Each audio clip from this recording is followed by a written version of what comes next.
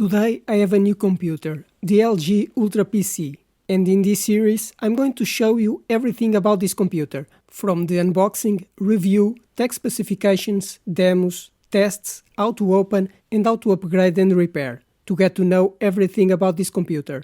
But first, subscribe to the channel because I post new videos every week.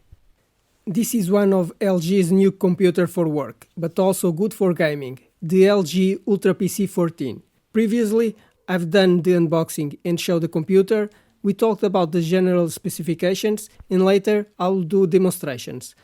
Now the features that don't have, which can be an important factor when choosing a computer, because some technologies are in disuse or weren't included, and you can need certain connectivity and the computer doesn't have it.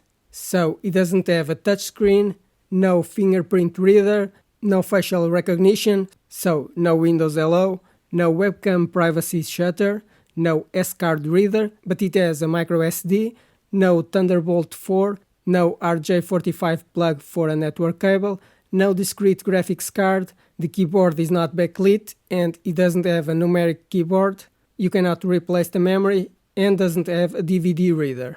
So these are some technologies and features that this computer lacks. Most are things that are little used and the manufacturer didn't include. And others, like the network port, is missing because there are no space for it, because the computer is too thin. But the main feature which is missing and which makes me very unhappy with this computer, it's not having a fingerprint reader. And even without that, the fact that the webcam isn't compatible with Windows Hello makes it even worse. This is my biggest criticism of this computer so far, because they could easily put a fingerprint reader on the power button. Everything else that is missing is somehow expendable. This was another video about the computer LG UltraPC, but there will be more videos about this notebook PC. I will cover everything about this computer, from the unboxing, review, speed and battery tests, or how to upgrade and repair, for you to decide if you should buy this computer.